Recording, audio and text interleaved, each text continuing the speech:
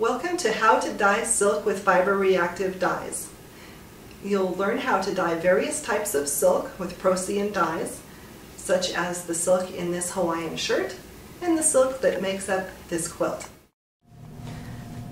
You'll learn how to work with several different types of silks, for example, silk velvet, raw silk, silk habotai, which is a plain weave silk, silk hemp blend,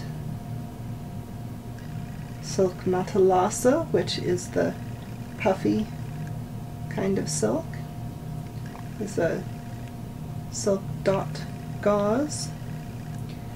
Here you can see another silk habotai. This is a silk satin here. There's another velvet. This is also a raw silk, but this is a raw silk with a pattern woven into it. And we call that raw silk damask. There you can see an up-close look of that silk damask, and you can see the sort of serpentine pattern that's woven right into the silk. Over here is an example of a silk brocade, which is also a pattern that's woven directly into the silk before you dye it. Here's more silk velvets here. These are all silk noir, also called raw silk. This is a raw silk fabric, and as you can see, raw silk is a fairly heavy fabric. This is matalasa, which is a silk that has a puffy pattern like this, and you can see on the other side it's sort of flattish on the other side. You can still sort of see the pattern, and then so this is actually two pieces of silk, and they're made together like this in the factory, so that they have this pattern. This is a silk damask, and you can see the little pattern here, and see how it moves in the light. Damask, of course, was actually named after Damascus steel, which has the same kind of pattern that moves in the light like that.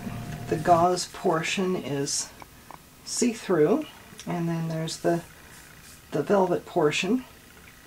And you can get the gauze and velvet parts to dye slightly different colors, like this. One of my things is that I actually name each of my unique fabrics just like a work of art, and I call this one the Dark Path, because it kind of reminds me of a garden path with the little flowers. This one is a plain weave silk gauze. I see you! Yes, that's the kind that you would use for a wedding veil. Not dyed, obviously. Well, actually you could. Nothing says that it has to be white now, does it? Of course, if you're not traditional, you're probably not wearing a veil either. Here's another silk gauze here, this one with a matching silk shantung. You can make things in color families if you make different fabrics in the same batch, such as this silk habotai with this silk matalasa, which matches this silk yarn here.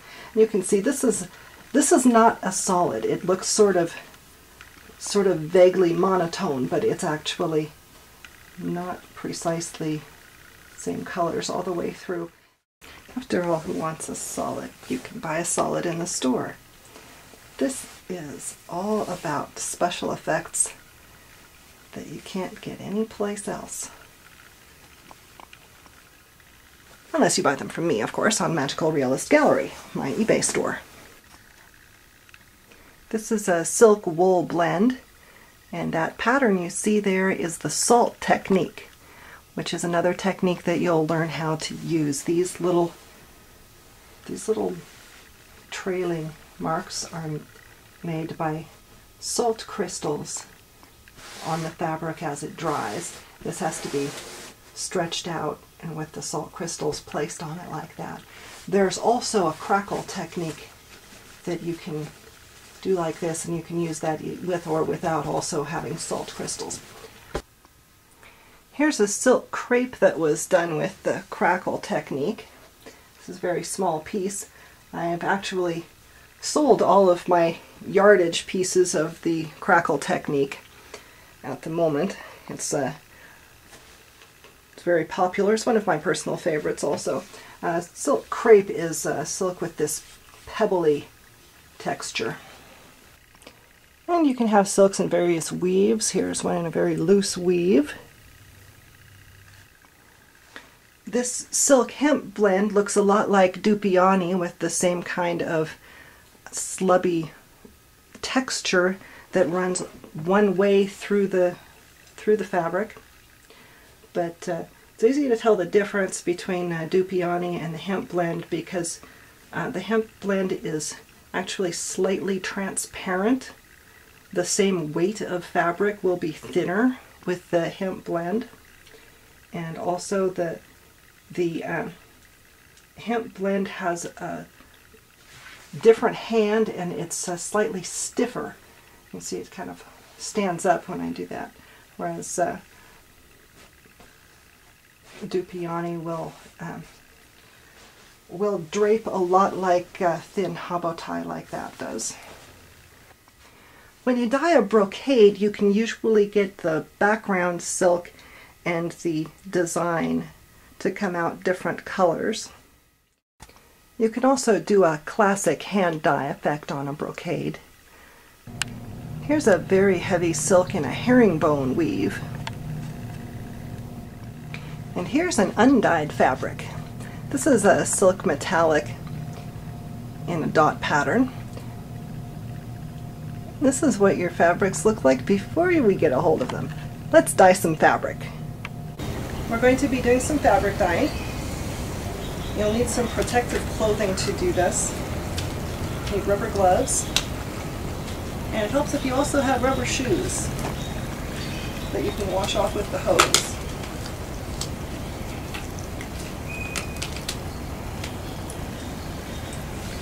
We're going to be dyeing two pieces of fabric today. This is a habo tie that we're going to be doing in Salt Technique, and this is a raw silk we're going to be doing in the classic hand dye technique.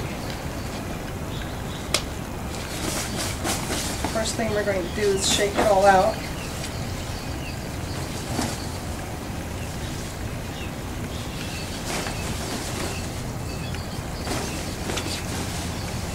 It's a lot harder to do this when it's wet than it is when it's dry. And normally I would be using rainwater to do the dyeing and get everything wet, and then the rinsing later, but even though there was a nice rain last night, it turns out my rain barrel was leaking, so we're just going to use hose water. I think we're going to dump it out on this tree, so it's all going to arrive at the plants eventually anyway.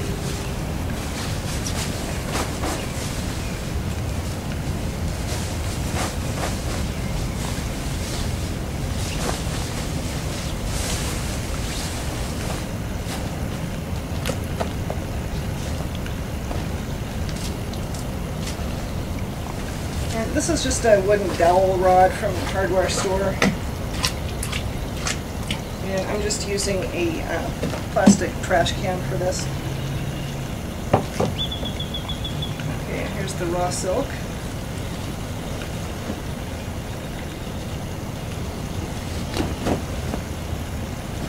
I want to make sure that it's all completely unrolled and unfolded from the bolt, because when it gets wet, it's going to stick to itself, and then it's going to be hard to get it out unless you have it in this accordion style bunch like that. It just comes out.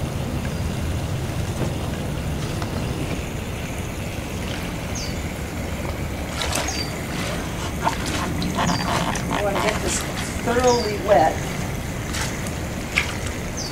especially the raw silk, because raw silk still has sericin silk proteins in the fabric, so it'll dye unevenly if you don't get it really, really nice and wet.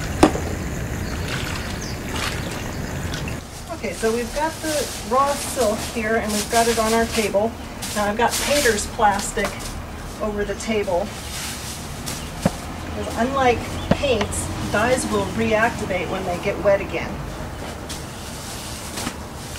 So we're going to use this painter's plastic as the bag to keep this fabric in while we're letting it dye.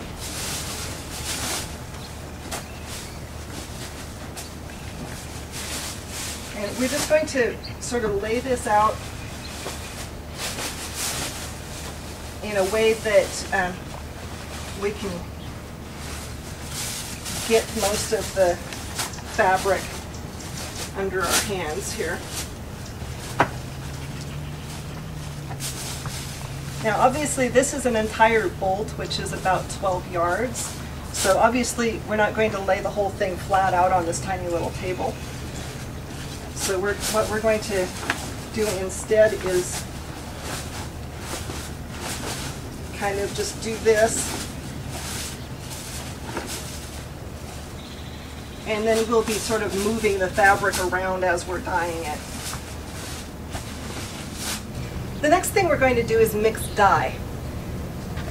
Now what I have here is a color card, and this tells me what next winter's fashion colors are going to be. Now how do I get this? I get this from a subscription service.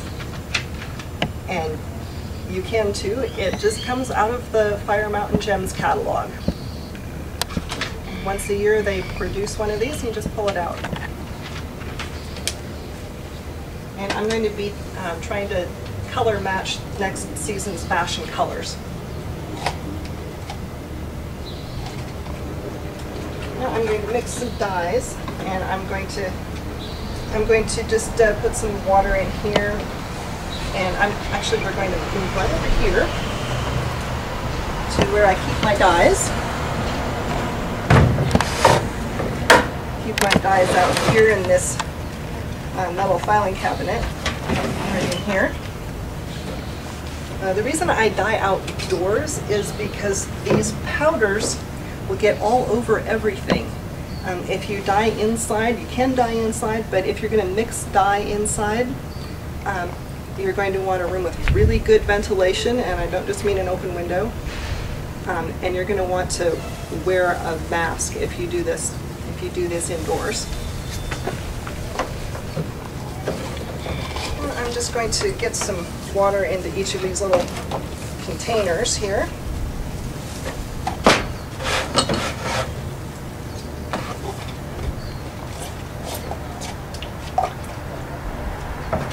And if you're guessing the number of containers is going to equal the number of different colors, that's a good guess. And I'm just using these recycled plastic containers here. You get them free if you eat what's in them first.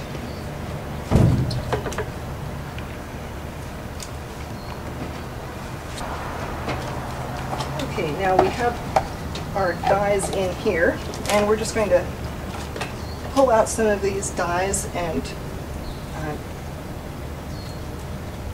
this part goes on in your head, and it comes from practice. You work with a certain number of particular dye colors. These are all Procyon dyes, which are fiber reactive dyes. Fiber reactive means that it doesn't just sit on the surface of the cloth, it actually forms chemical bonds with the fibers of the fabric. So it's very color fast. Okay, we're going to be making 5 colors off of the fall winter 2009 to 2010 color chart here.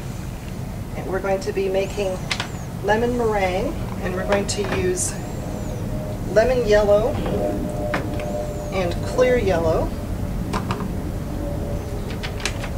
And we're going to be making sterling, and I've got a number of interesting grays here. This one is blue gray, that's charcoal gray, mist gray, pewter, and it's trying to fall off, and safari gray. Now, do we need all of those grays to make sterling? We don't know yet. That's why we're going to use test strips. And these are our test strips. These are just little squares of silk. And as long as it's 100% silk, you can use any kind of silk as your test strip. And these other colors we have here are, these are various purples. We're going to try to make Tyrian purple. These here are different blue-greens, and we're going to try to make Mallard Teal. And these are the reds, and we're going to try to make this Briar Rose red. Now, I've got a little dye on my gloves from touching these dye containers, so I'm going to go wash before I start mixing. Okay, I've moved all but one of these over there because I don't want any stray powder getting into the other containers when I'm mixing a particular color. I'm going to try to keep our colors as pure as we can get them. Now, we're going to start with the lemon meringue color, and we're going to use these two yellows.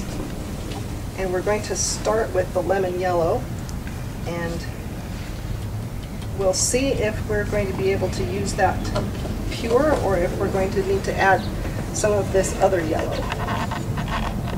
And what do we use to stir this with? Just a stick. Just pick up a stick off the ground.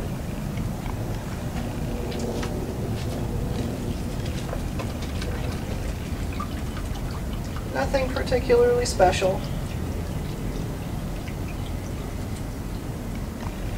Okay, now we're going to take a test strip and see what this looks like. Does that look like lemon yellow? Maybe? Okay, it's too dark. That's okay. That we can just thin this dye a little, and then we'll do another test strip. And we're just going to thin this dye with some water, and then try another test strip. Wash this off our hands before we do that, so we get a true color from what's in there.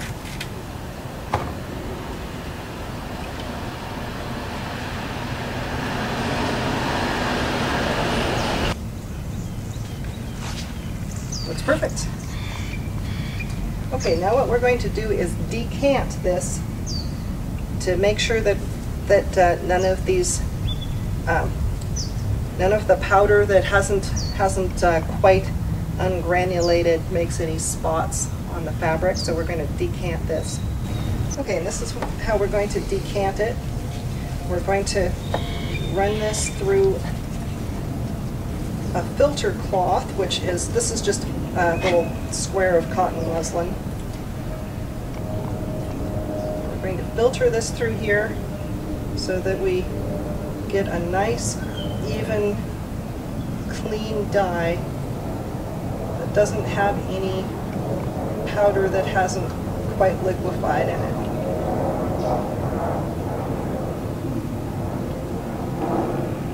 And when you get to the end here, you can see that there are actually a few little pieces of powder on the bottom there that didn't quite go. And what we're going to do is we're going to keep that for later, just in case we need a little extra. We're just going to put this cloth right here, and I'm just going to set this down on the ground. Okay, we've got one color done. Now on to the next color. Okay, now the next one that we're going to do is this sterling gray. And we're going to start by guessing which one of these grays might be the closest in its natural form. And from experience, I'm going to say that's probably the mist gray. So I'm going to mix some mist gray in here.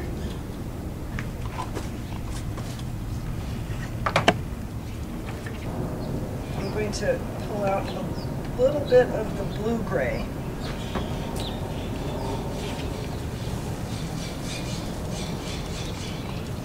Just a tiny bit.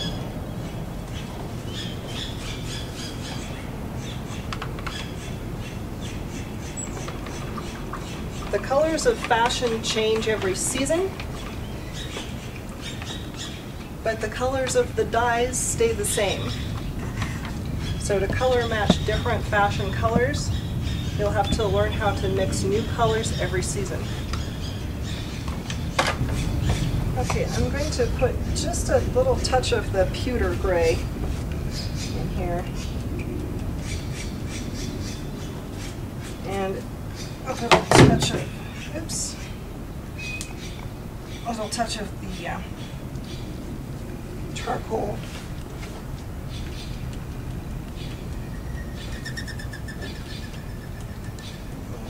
There you go, just a little tiny bit.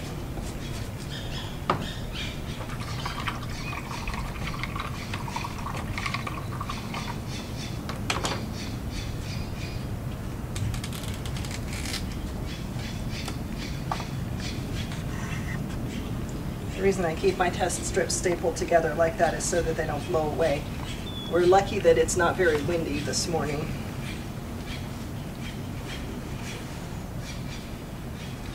Okay, that's a little closer, but now it's gone a little red again. We're going to put just a little bit more of the blue-gray in here.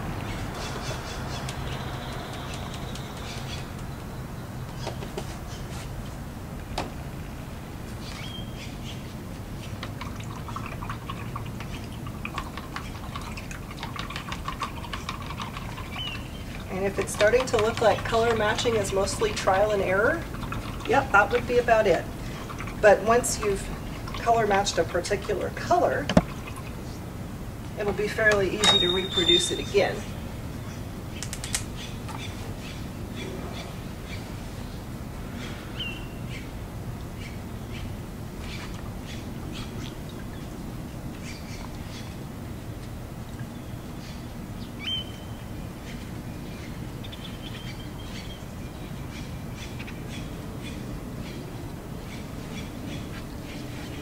Okay, let's see, have we got it? Still a little red. So I'm just going to put this test strip over here, a little bit more blue-gray in it.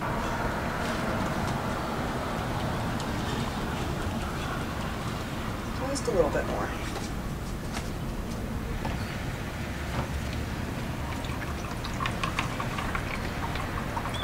Gray is a very complicated color to match, as you can see.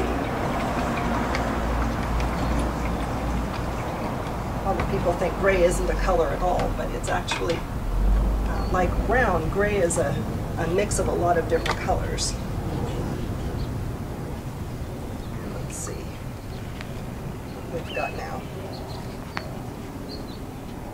Have we got it? I think we've got it. Okay, here's our gray. And now we're just going to filter this gray. What we want to avoid is color bursts.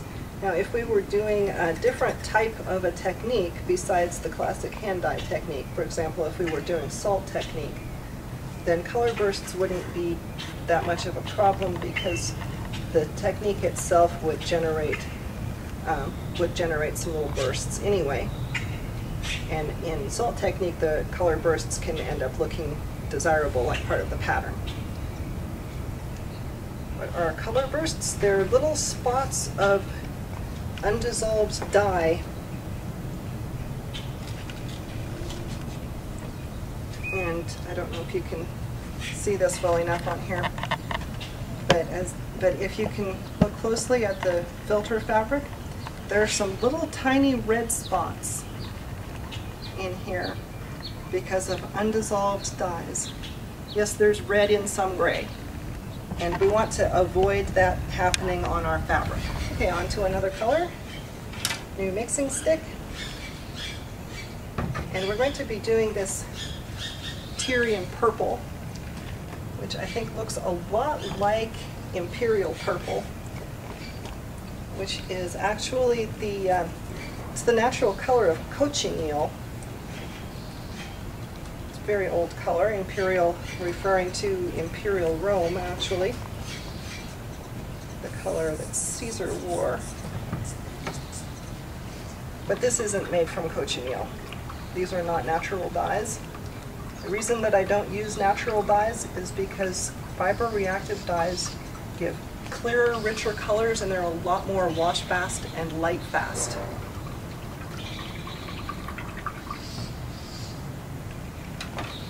Okay, let's see how this looks.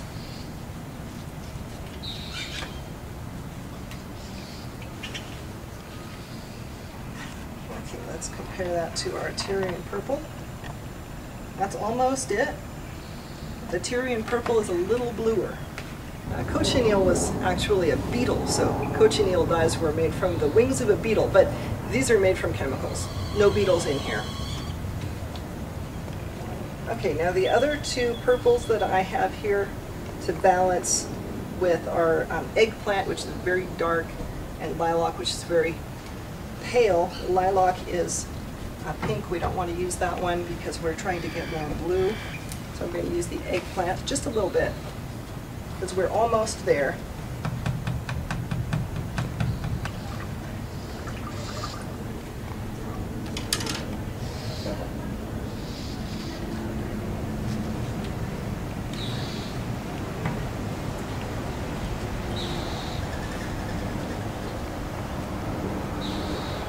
Let's see what we've got. We got it? I think we've got it. Okay, now we're just going to filter this one.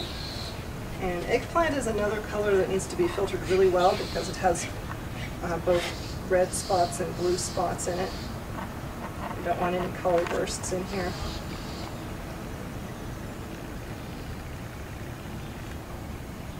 Many fabrics, many dyes, have red in them, even ones that you wouldn't expect, like some of the gray colors or browns. And any dye that has any red color in it has a big potential for having color bursts. Okay, our next color is this Mallard Teal, which is a blue-green. And we have 4 different blue-greens to work with here. This is called Better Blue-Green. If you could actually read this label, it would have a little star after the name. When you see the star after the name on a Procyon dye, that means that it responds best in hot water. Most colors will dye in cold water, but this color likes hot water. But that's okay since I'm doing this dyeing in the middle of summer in the Mojave Desert, because when I leave it in the sun, it's going to get very hot. Okay, the next color is aquamarine. And the next one is turquoise. And then this one is jade green. Every single one of these blue-green colors is a hot water dye color. That's the nature of the particular chemical that makes a blue-green color. Now this Mallard Teal, as they call it here, does not really look much like a mallard duck. That would be a much greener color than this. This actually looks to me much more like aquamarine than anything you would see on a mallard. So I'm not going to start with the jade green because I think that might be a little too green.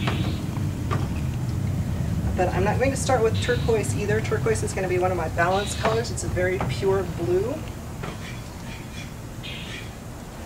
And I think that this looks quite a bit like aquamarine, so I'm going to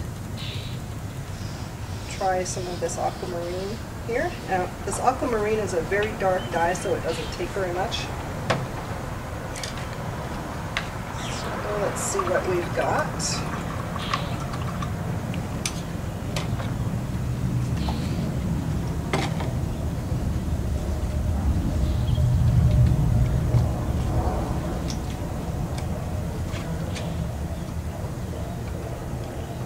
Is that it? That's almost it. It needs to be darker, a little greener. So I'm going to put this test strip over there. And what's happening to all these test strips? Well, this is where those tiny little pieces of fabric that I used to make crazy quilts comes from. Okay, I'm going to put in some of the Better Blue Green, and yes, that's its real name. I guess they were having fun when they named that. We need a better blue-green color. What are we going to call it? Something poetic? No, let's just call it Better Blue-Green. I can just see the little dye scientists gathered around their laboratory table, running out of creative names for all these colors.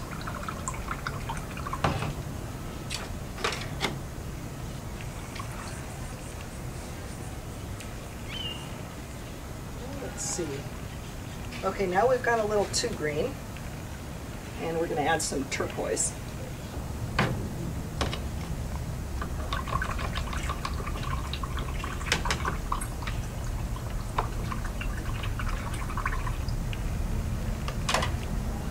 Test strip. Let's see, have we got it? We got it. As you've probably guessed by now, it takes a big library of dyes to match colors.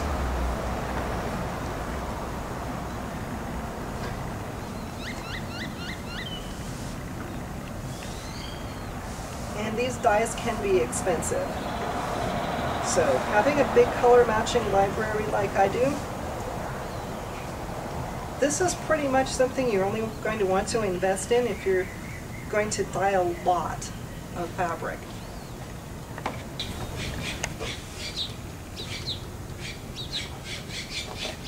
Now reds are hard colors to mix simply because they like to clump up.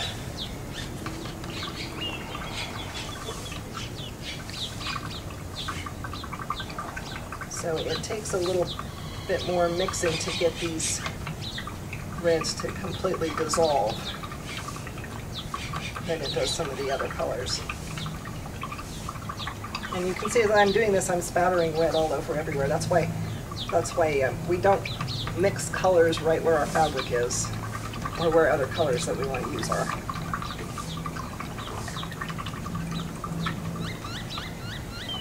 Now, if you wanted to be really fancy and invest in some closed system, you could avoid doing this, but since I'm buying this outside, it doesn't really make a lot of difference. Okay, let's see what we've got.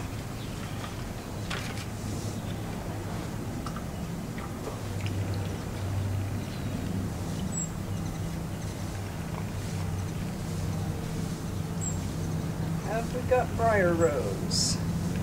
Well, that's very close, but it's too bright. It's too bright of a red, so we need to tone that down. Now here's where we're going to get tricky. We can't tone this down by using another red. We're going to have to tone this down by using a completely different color.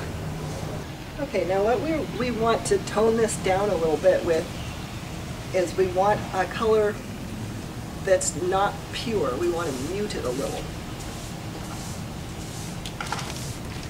And we just look through our color library here and see what we can come up with that we might be able to use to mute this down a little bit with.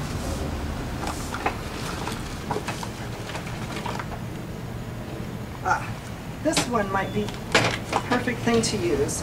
This is a color called Dusty Rose, which it is a pink color, but if it's really concentrated, it becomes maroon because it has portions of black in the pink. So we're going to add a little tiny bit of the Dusty Rose. It's a pink, but it's a little bit of a purpley pink, rather muted. And you will see what we will see here. Now, if we didn't have Dusty Rose, we could achieve the same effect with a little black, a little hot pink, and maybe a little purple.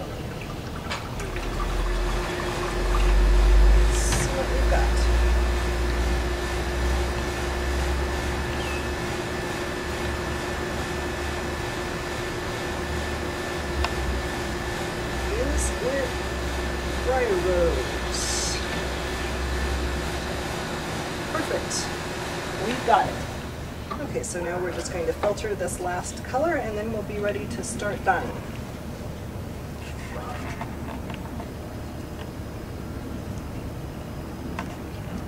Reds are especially notorious for color bursts. Okay, here we've got our colors. Now we've got our colors absolutely perfect, and we don't want to mess with these colors.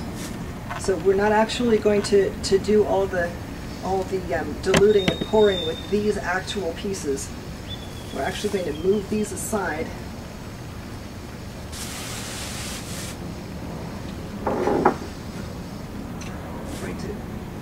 Over here, and when we are going to actually pour and use these, we're actually going to use another one of these. We're going to pour some of the color in here, and we're first going to put on some of this pure color, and then we're going to start diluting and getting bits of the same color more diluted. And this is the classic hand dye technique. And we're going to end up with all of those colors on the same piece of fabric.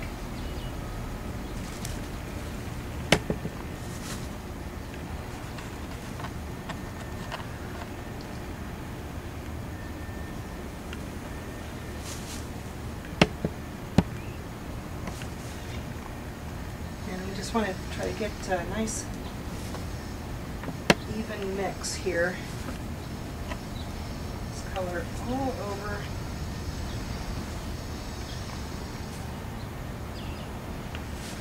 All over. Okay. Now we've got that. Now we're going to get a little bit more of this same color, and we're going to dilute it.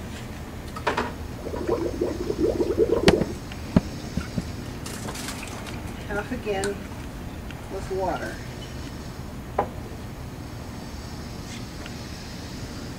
Same color, slightly more dilute.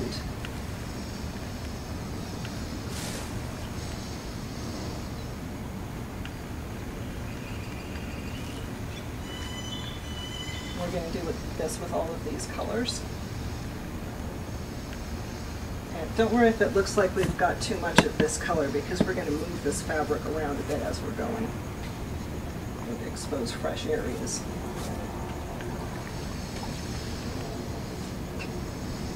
Okay, now we're not going to use all of this color because we've got another piece of fabric to dye later. We're going to do the hobble tie with these same colors.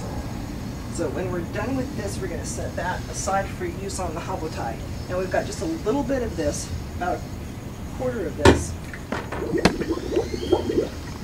and we're going to dilute this just like that. So this is the same color again, but with only half as much as the previous time. Same color, a little bit more dilute. This is the real secret to perfect color matching, because the color card that we're using, or whatever other picture we're using, or description, might not have rendered perfectly, especially when people email you a picture to color match on the computer. Your monitor might look a little different from their monitor. So if you get slight variations of the same color, it'll always look perfect. Okay, now we're going to go on to the next color.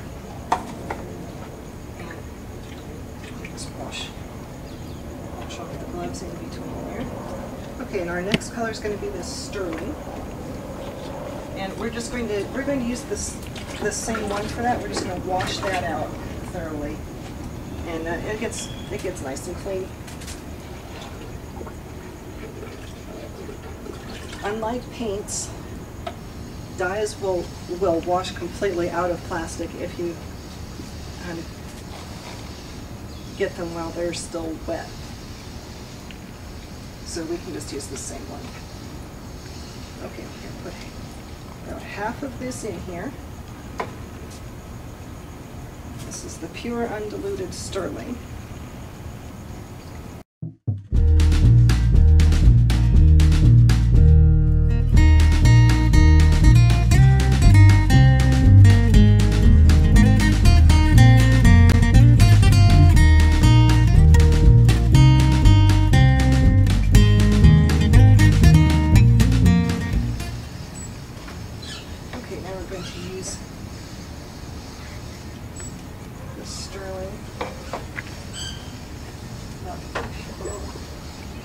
Half of this ball, same color, half is diluted. Again, we're going to go through and get a nice even distribution. Okay, now this little white spot there, that's caused by the fabric getting a little dry, so you can just do that, and that evens that out.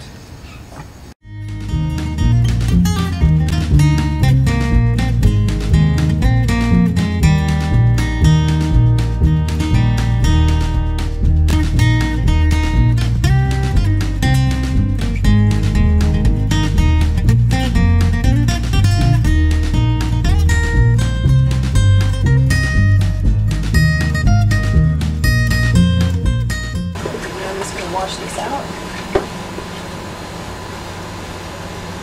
And the next, we're going to put on the briar rose. Like that.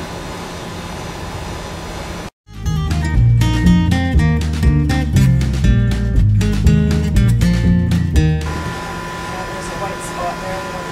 One of these white spots, it's either the fabric's gotten dry or the Saracen is resisting it, so we just want to rub that in.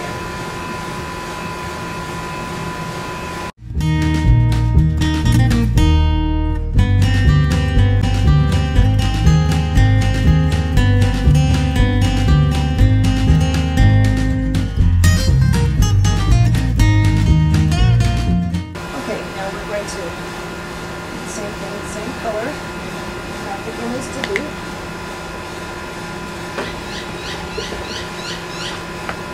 This bottle.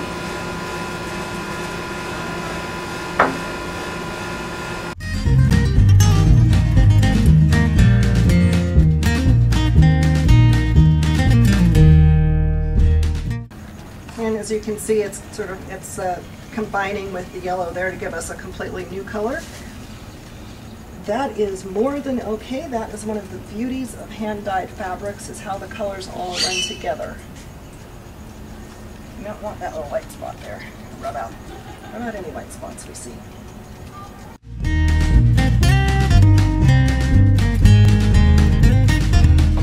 Okay, now again, same color. This time with this whole bottle of water.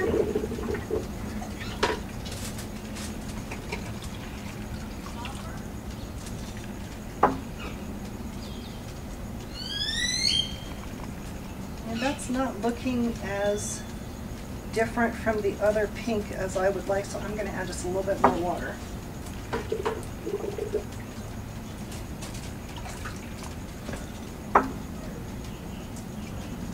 a spot to rub out there.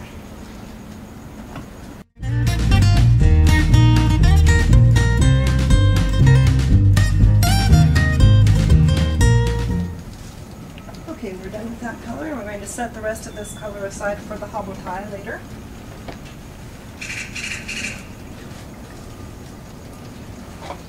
Wash this out.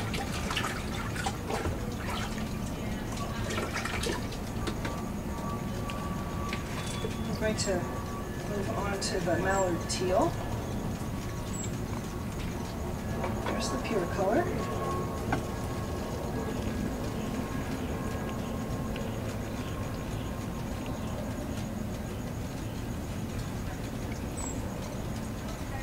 I'm just trying to aim this at bare spots in the design, any white places I see.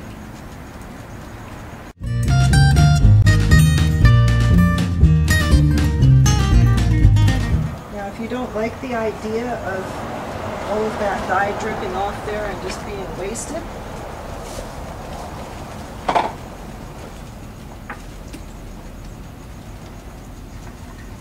If you've got anything that, any ugly old towels or anything, you can just throw something back there to absorb the dye.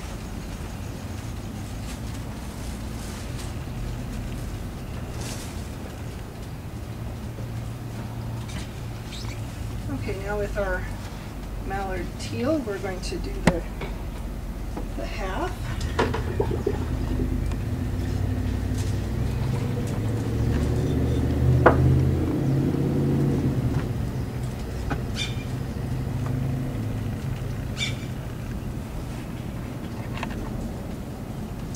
And we're starting to reach the point where there aren't a whole lot of white spaces in this design that you can see right now.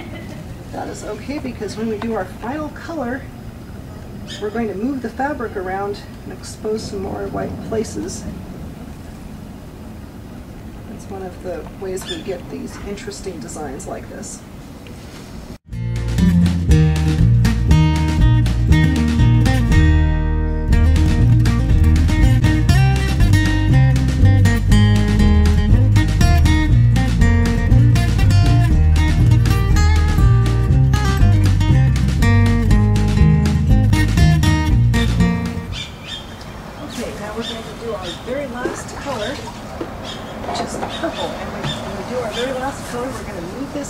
Around and see, look at that. We've got a whole lot of white space left.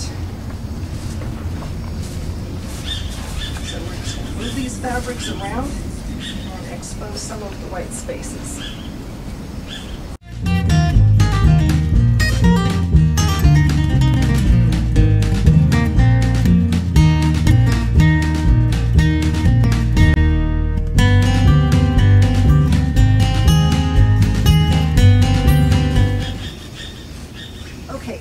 Ready to do our final color.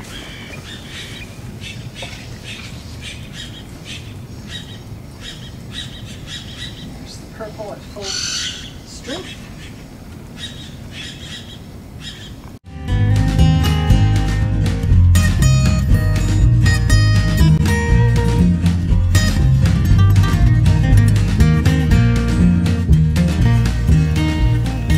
Just take a look at the design, see where some more purple belongs. Here, there, everywhere.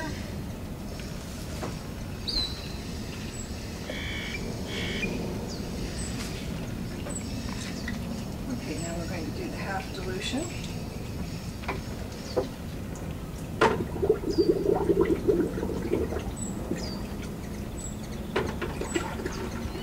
Not this bottle.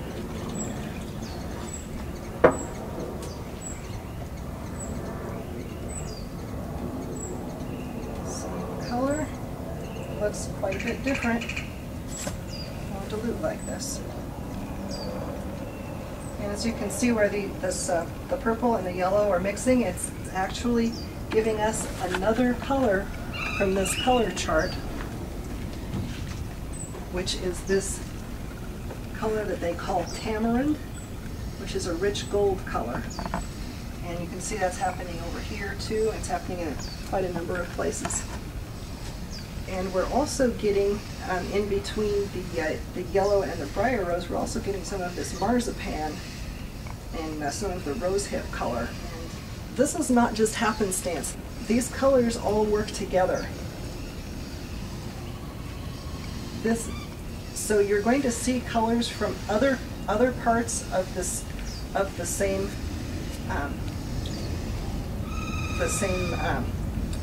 collection here, because these colors were designed to do that. They're designed to have parts of each other in them. And that's why they work so well together. I'm just going to continue with the purple here. It actually looks pretty nice if you get some of the dilute purple right next to some of the full strength purple. So it kind of has an effect of like a watercolor painting. Right, it sort of has a gradation effect. Okay,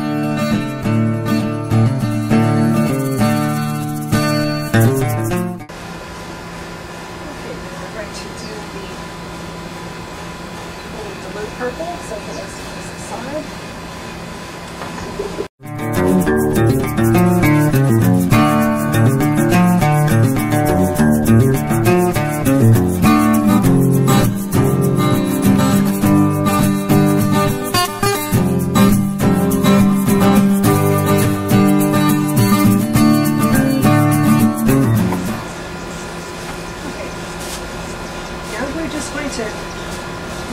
Around a bit and see if there are any big white spots like this that you don't want that in there. What we're going to do is we're going to replace that with some of this that's run off here, which is basically the base color of all of these together. And that's going to come out very similar to that gray.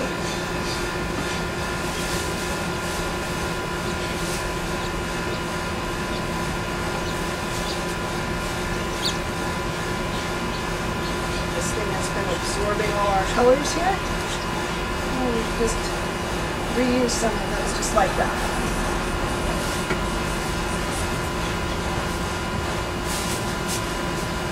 There's another spot that has a little bit too much white.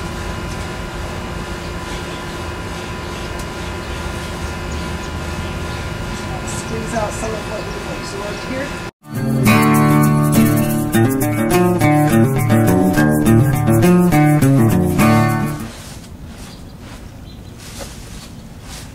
And another thing that you can do is if you see like a white space over here and there's some spaces where the Saracen has resisted a little too much, just kind of rub those together.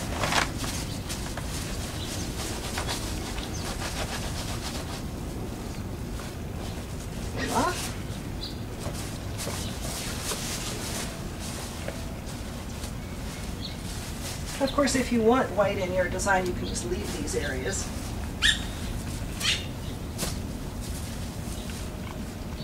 I like to fill them in a bit.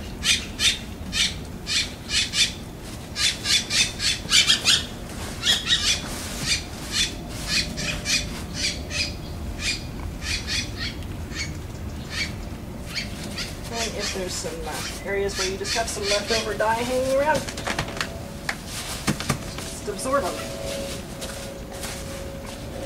Or, of course, if you had more dye and you were not planning to save them for another piece of fabric, you could just dump a little bit more dye on here.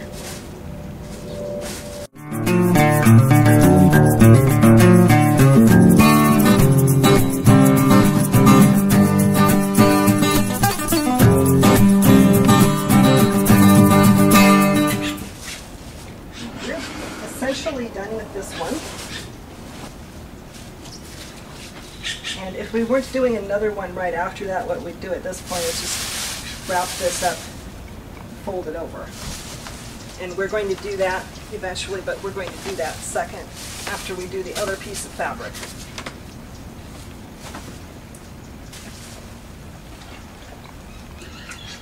So now we're getting ready to do our topo tie, which we're going to do with the salt technique. The two main differences between the classic hand dye technique and most other fabric dyeing techniques and the salt technique is that this is going to need to fully discharge its dyes, and it's going to need to be put in plastic and wrapped up. And if you happen to have a bag that big, you just put it in a bag, or you can put it up in the same plastic that you used on the table. The salt technique is actually going to be finished as soon as it's dry, and it's going to be laid out and dried. Not on the table, unless you were doing Crackle Technique. But with the pure salt technique, you want to spread it all out. So we're going to be spreading out the HowToBasic in the yard. The first thing I'm going to do is get us a pure field again. Wash this off a little bit. Okay, now we have our HowToBasic.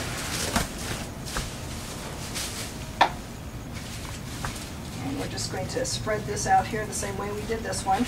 The salt technique is going to start the same way the classic hand dye technique starts. We're putting the dyes on, and we get to the salt part after we have the dyes on it. Now we're going to be laying out the HowToBasic fabric for the salt technique on a lawn out there. That's a lawn that I'm planning to get rid of anyway. So I'm going to replace it with xeriscaping. You don't want to use the salt technique repeatedly on any landscaping that you're planning on keeping, because salt will poison the plants and they will not do well. Which is one reason why I don't do the pure salt technique very much. I usually do the crackle salt technique, in which I can leave it spread out on the table, and then I don't have to get the salt on my plants. We'll get to the crackle salt technique a bit later. It's a more advanced technique. I want to show you the pure salt technique first.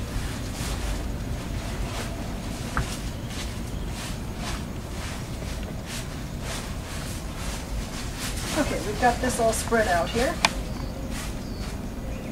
And we're going to do the same thing with this that we just did with this one. And it doesn't matter which order we start these with.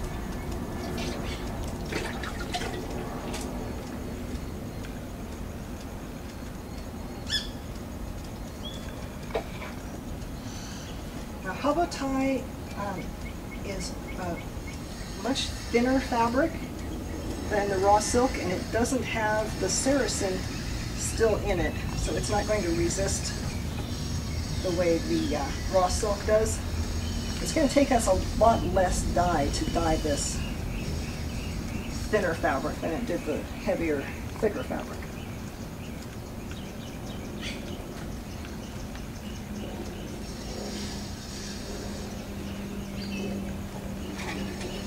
And out of that before we were down to a little tiny bit more, the full strength. We want all of the colors to appear throughout the fabric.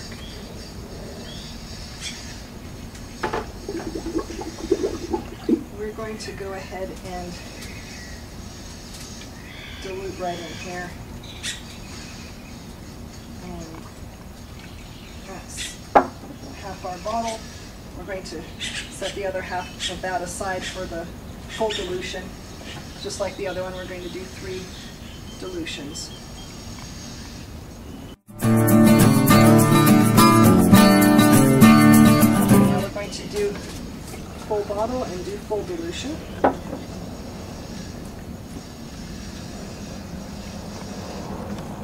So you can see the full dilution is coming out a very pale pink. But it's still essentially the same color.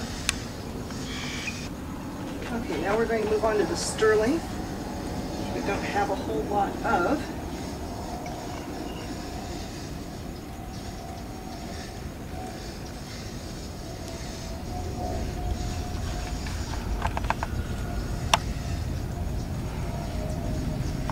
But you want to be careful not to get too little of a piece, because if you put too little of a dye in one place, it's going to look like a spot rather than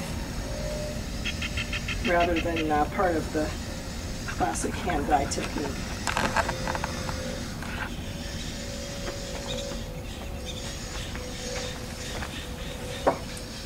Okay, now we don't actually have enough of the sterling saved to have multiple dilutions of it. We just have enough for a for one more dilution, a little tiny bit.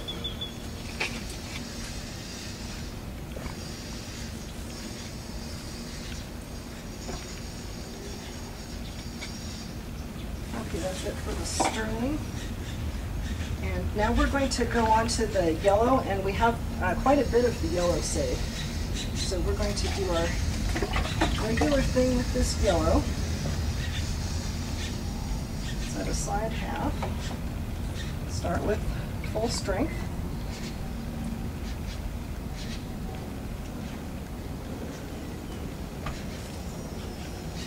Okay, so we're just going to do our dilution. There's half this bottle. And we're just going to go through here just like we did with the other one.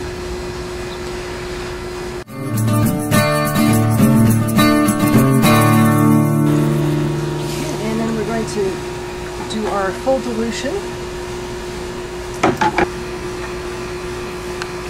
So you can see this salt technique is starting exactly like the plastic hand dye technique. We're going to get to the salt part after we put the dye on it.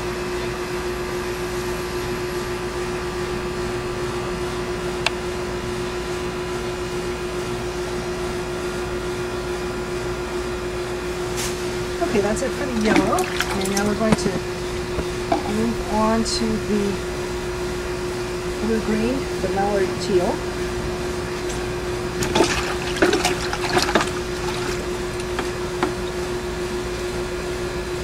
I'm going to set half of that aside. There's half of this here that we're going to use for the full strength. A little bit here, a little bit there. Remember, don't put too little on or it'll like a spot, so we don't want that. We want a little bit more like that.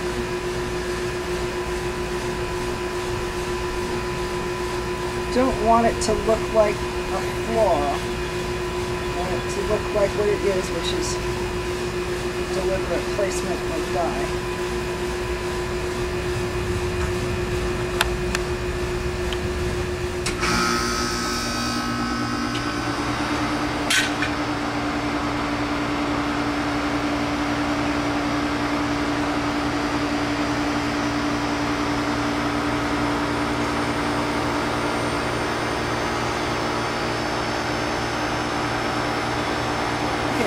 For the second dilution, and we don't have a whole lot of this, so we're going to just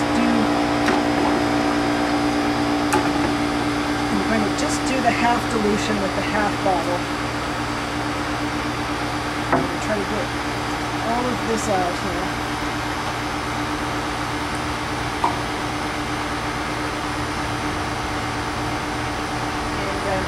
You see this pale pink that we've got here? This is another one of these colors.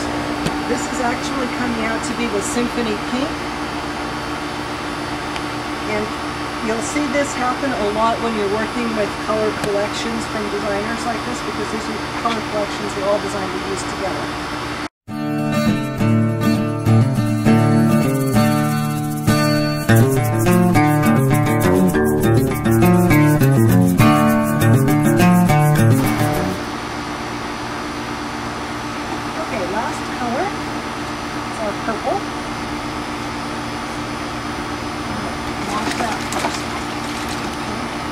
Set aside half of this. And do the full strength of this.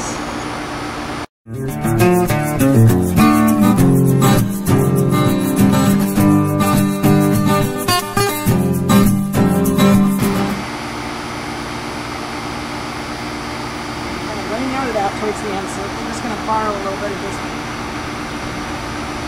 A little tiny bit. So we'll finish out the end here. We want to get the same colors throughout the whole thing.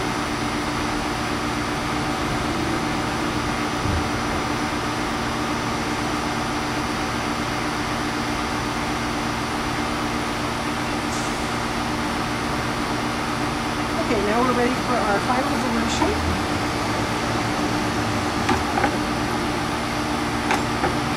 We don't have a whole lot of this one, so we're just going to do the half.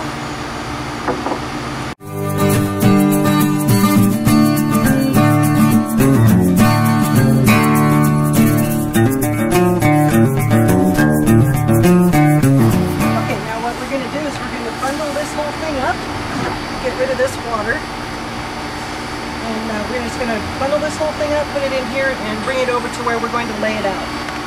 Okay, so now what we're going to do is we're just going to roll this one up in this plastic.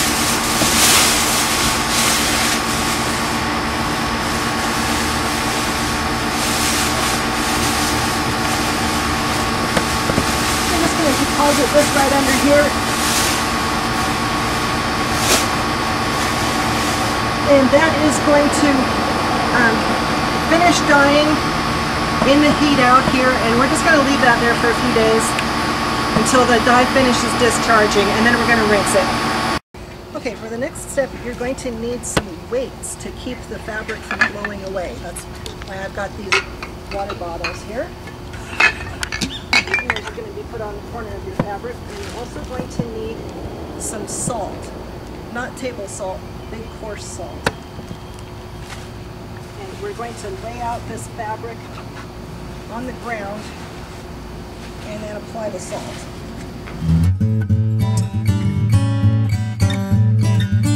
Okay, we're going to start by putting some weights on the corners of this fabric. The HowToBasic is very thin fabric. You can see the sun's already out. So we're going to need to spread this out and get the salt on it really quickly, so that it doesn't dry out before we're done.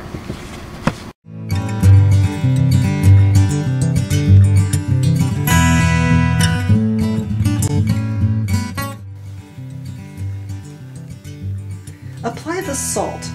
You don't want to apply it evenly. Apply it in a random pattern. As it dries, the salt will attract the water, causing the dye to move and create designs. See any areas you think are just a little too bare, you just put a little bit more salt. And any area where you think it's not really flat enough, just stretch it out a little bit more.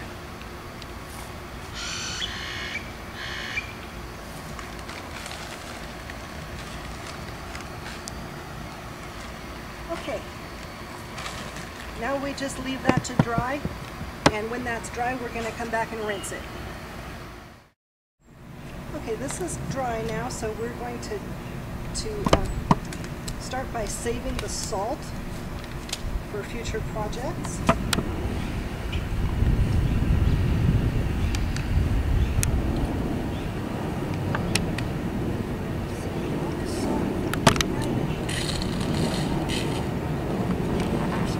Save a lot of the salt. And now we're going to rinse this. Okay, so we're just going to rinse this now.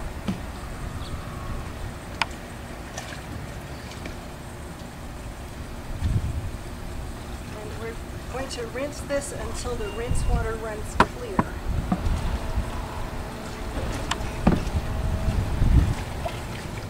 Okay, so we're just going to rinse this. I'm just going to get this out of here.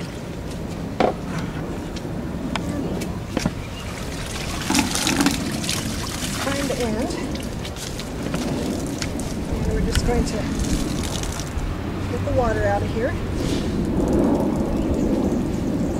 Now, HowToBasic is a fairly light fabric, so it doesn't hang on to the water like a lot of some of the thicker fabrics do, but it still takes some effort to squeeze the water out of here. And you dye a few bolts of fabric every weekend for a couple of years, you're going to have a nice strong grip. And we're going to start feeding that into the bucket once we get some out there. Very nice colors.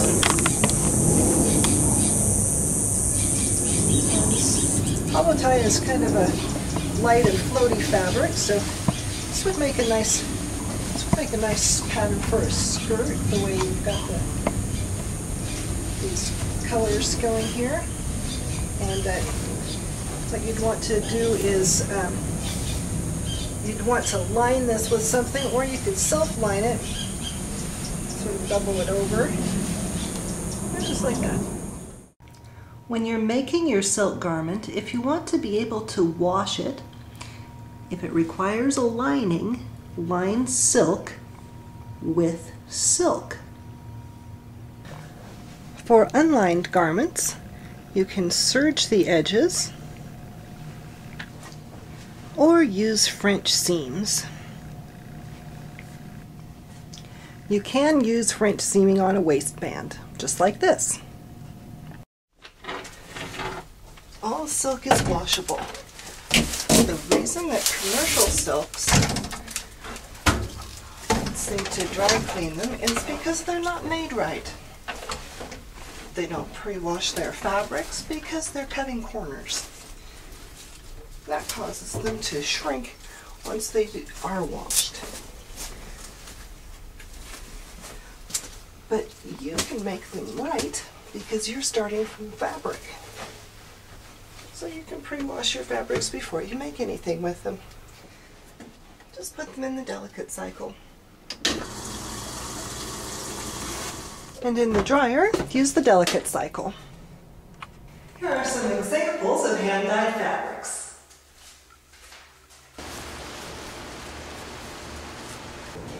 And here is a Silk Damask. The final technique we're going to demonstrate on this video is Crackle Technique. You can do either regular Crackle Technique or Crackle Salt Technique, and that is where you do Crackle Technique and then add the salt like we did with the Salt Technique. We're going to demonstrate Crackle Technique today. And look for further videos with further special effects, including how to dye pre-made garments, yarns, ribbons, etc. We're going to be using this gold fabric here. Now this is a silk metallic blend, and you can see it has just this little dot of gold to it. Now a Crackle Technique is a pattern, so you don't want a fabric that's too patterny, but this little random, very small gold dot is not too patterny. Now the main thing with the Crackle Technique is how you arrange the wet fabric before you dye it. Now this is a small piece, but you can do the same thing with the whole bolt.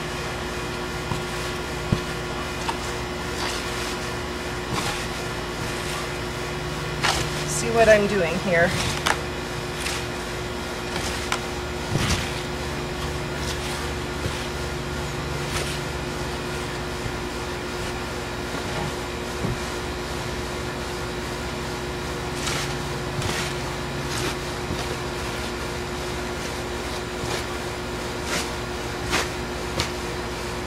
Okay, and now we're going to do the same thing in the other direction.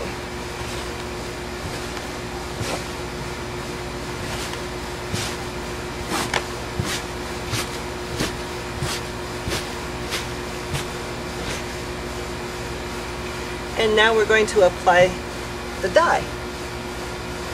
Now I have two dyes here. This is a straight Better Blue Green, and this one is Jungle Red and Clear Yellow combination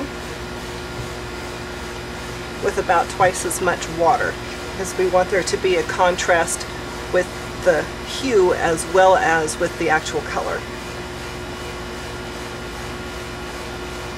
Now we're going to be applying one of these in the sort of squared off areas, the parts that are touching the table that we're working on, essentially. Now if we were doing Salt Technique, these are the areas where you would apply salt, the flattened areas.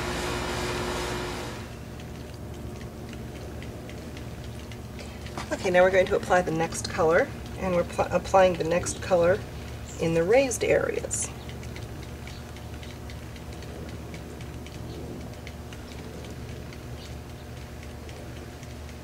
And with this technique, you can get two completely opposite colors, opposite each other on the color wheel, to go together with a very minimum of browning or graying.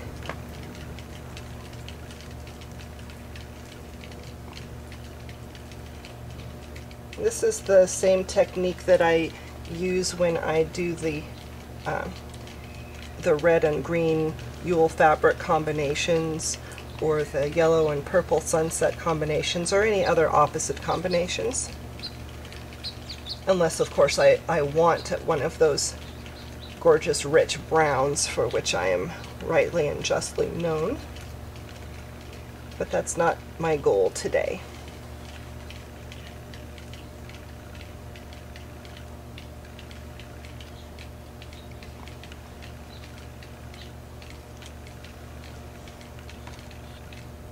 And that's it. We just leave it to lie in the sun and dry. And then when it's dry, we come back and wash it.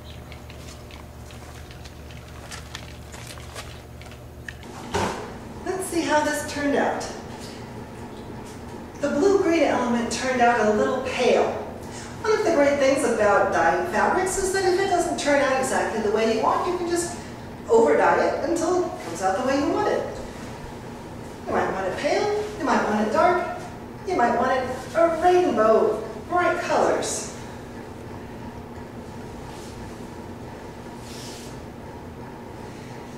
Thank you for joining me today in How to Dye Silk. Congratulations for completing the course, and enjoy!